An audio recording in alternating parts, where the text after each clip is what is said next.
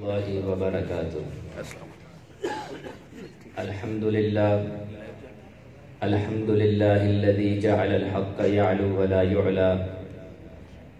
والصلاة والسلام علی من لا نبی بعدہ ولا رسولا اما بعد فقد قال النبی صلی اللہ علیہ وسلم انہ سیکون فی امتی کذابون ثلاثون کلہم یزعم انہ نبی وَأَنَا خَاتَمُ النَّبِيِّينَ لَا نَبِيَّ بَعْدِي او کما قال النبی صلی اللہ علیہ وسلم۔ محترم المقام، واجب الاحترام، لائق صد تعظیم و تکریم، معزز علماء کرام، محترم سامعین، بالخصوص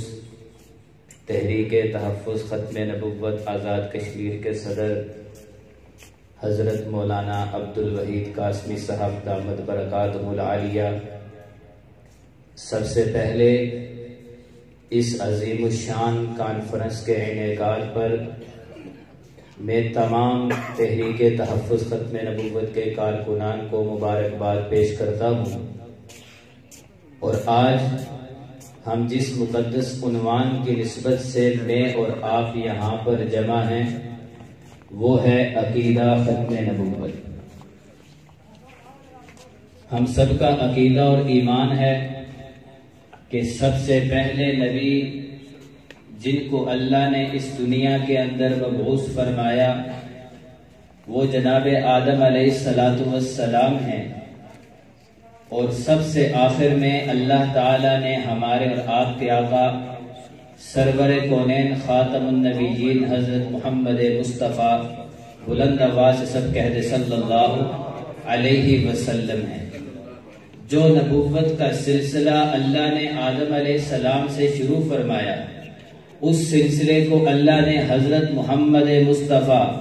صلی اللہ علیہ وسلم پر مکمل فرما دیا، اور سرکار دو عالم محبوب کائنات صلی اللہ علیہ وسلم نے ارشاد فرمایا اول الانبیاء آدم و آخرهم محمد، پہلے نبی آدم علیہ السلام ہیں، آخری نبی حضرت محمد صلی اللہ علیہ وسلم ہیں۔ اور ہر آدمی اس بات کو جانتا ہے کہ پہلا اس کو کہتے ہیں جس سے پہلے کوئی اور نہ ہو، آخری اس کو کہتے ہیں جس کے بعد کوئی اور نہ ہو۔ تو جس طرح آدم علیہ السلام اللہ کے پہلے نبی، آدم علیہ السلام سے پہلے اس دنیا کے اندر کسی بھی قسم کا کوئی بھی نبی مبعوث نہیں ہوا، اسی طرح آپ علیہ السلام اللہ کے آخری نبی ہیں۔ آپ کے بعد اب قیامت کی صبح تک کسی بھی قسم کا چھوٹا بڑا، مستقل غیر مستقل، ذلی بروزی، تشریعی غیر تشریعی، کسی قسم کا کوئی بھی نبی پیدا نہیں ہوگا۔ یہی ہمارا عقیدہ اور ایمان ہے، اور 1400 سال سے پوری امت کا اس بات پر اتفاق اور اجماع ہے دعوی النبوتی بعد نبینا صلی اللہ علیہ وسلم کفر بالاجماع، آپ علیہ السلام کے بعد جو بھی نبوت کا دعویٰ کرے وہ بالاجماع کافر ہے، دائرہ اسلام سے خارج ہے۔ آپ علیہ السلام کے دور میں مسیلمہ کذاب نے نبوت کا دعویٰ کیا، صحابہ کرام موجود ہیں، نبی علیہ السلام موجود ہیں، پوری امت کا اس بات پر اتفاق اور اجماع ہوا کہ مسیلمہ کذاب اور اس کے ماننے والے مسلمان نہیں ہیں۔ اسود عنسی نے نبوت کا دعویٰ کیا، صحابہ کرام موجود ہیں، نبی علیہ السلام موجود ہیں، پوری امت کا اس بات پر اتفاق اور اجماع ہوا کہ اسود عنسی اور اس کے ماننے والے مسلمان نہیں ہیں۔ یہ سلسلہ چلتا رہا، آپ علیہ السلام کی پیشن گوئی کی انہو سیکون فی امتی کذابون ثلاثون، اس امت کے اندر 30 کذاب پیدا ہوں گے، کلہم یزعم انہ نبی، ان میں سے ہر ایک نبی ہونے کا دعویٰ کرے گا، لیکن کان کھول کے سن لو انا خاتم النبیین لا نبی بعدی، میں آخری نبی ہوں، میرے بعد کوئی نبی نہیں۔ آپ علیہ السلام کے 1300 سال بعد آج سے 150 سال قبل اس برے صغیر پاک و ہند میں مرزا غلام احمد قادیانی نے نبوت کا دعویٰ کیا تو پوری امت مسلمہ کا اس بات پر اتفاق اور اجماع ہوا کہ مرزا قادیانی اور اس کے ماننے والے مسلمان نہیں ہیں۔ اس پر امت کا اتفاق اور اجماع ہے۔ اب یہ جو منکرین ختم نبوت ہیں، ان کے حوالے سے شریعت اسلامی کا قانون کیا ہے؟ آج تو مرزائی یہ چیخو پکار کر رہے ہیں، پوری دنیا کے اندر اپنا رونا رو رہے ہیں کہ پاکستان کے اندر ہمارے اوپر ظلم و ستم ہوا، ہم اپنے آپ کو مسلمان نہیں کہہ سکتے۔ یہ تو ان کا رونا ہے، لیکن ہم دیکھتے ہیں کہ شریعت اسلامی میں مدینہ کی ریاست میں ان منکرین ختم نبوت کے لیے کیا قانون تھا؟ جناب نبی کریم صلی اللہ علیہ وسلم کے دور میں اسود عنسی نے نبوت کا دعویٰ کیا۔ آپ علیہ السلام نے اپنے جان نثار صحابی حضرت فیروز دہلوی رضی اللہ تعالیٰ عنہ کو بھیجا کہ جاؤ جا کر اسود عنسی کو واصل جہنم کر دو۔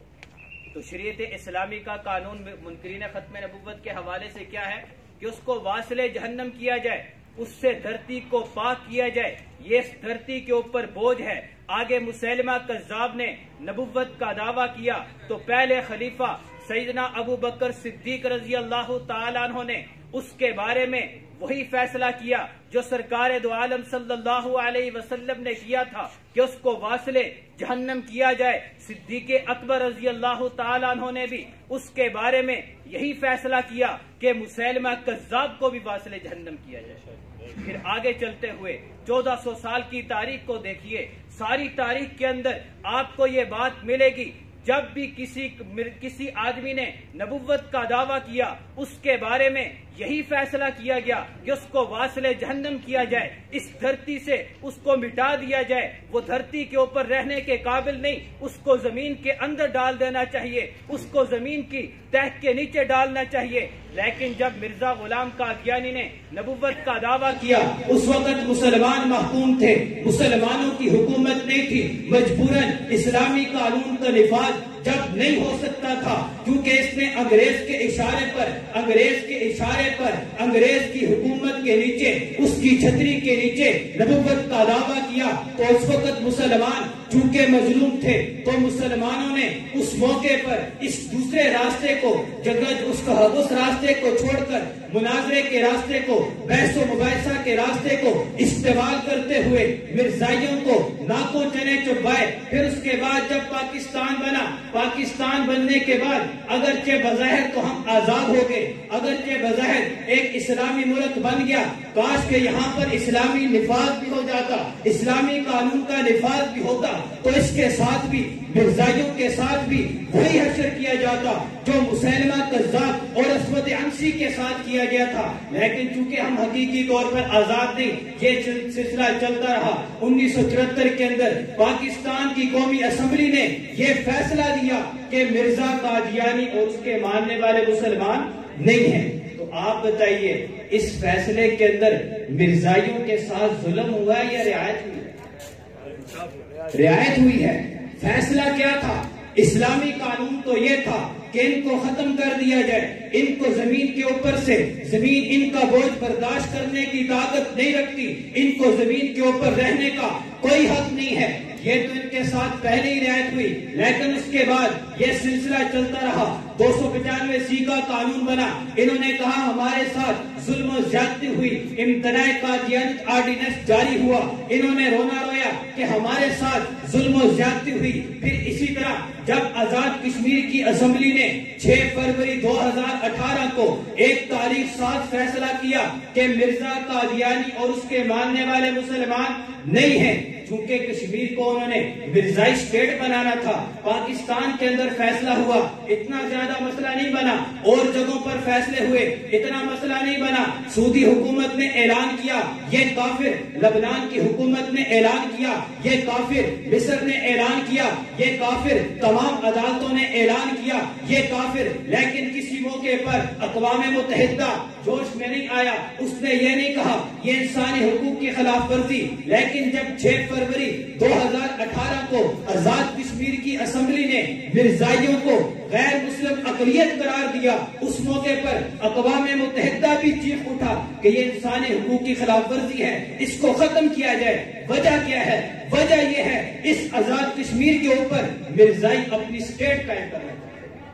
تو آپ بتائیے اس کشمیر کے خطے کے ذریعے سے، اس کشمیر کے خطے کے اندر ہماری زیادہ ذمہ داری بنتی ہے یا نہیں بنتی؟ یہ ہماری پہلے نمبر پر ذمہ داری ہے، اور ہم ہی اس کام کے وارث ہیں، کیونکہ وہ کشمیر کی ہی ہستی تھی جس نے ختم نبوت کا جھنڈا امیر شریعت سید عطا اللہ شاہ بخاری کے ہاتھ میں دیا تھا۔ ایک استاد اپنے شاگرد کے ہاتھ میں، پیر اپنے مرید کے ہاتھ میں بیعت کرتے ہوئے عطا اللہ شاہ بخاری کو علامہ انور شاہ کاشمیر رحم اللہ اس محاذ پر کھڑا کرتے ہوئے کہتے ہیں کہ تم نے ختم نبوت کے محاذ پر کام کرنا ہے۔ مرتضی حسن چاند پوری کو رحم اللہ کو مناظرے کے میدان میں، ادریس کاندیلوی رحم اللہ کو تحریر کے میدان میں مرزائیت کے خلاف کھڑا کرنے والے ہمارے اور آپ کے سرخیر محدث کشمیر علامہ انور شاہ کاشمیر رحم اللہ ہے۔ تو اس لیے ہماری دوہری ذمہ داری بنتی ہے اس موقع پر میں آزاد کشمیر حکومت کو اور بالخصوص تحریک تحفظ ختم نبوت کے حضرات کو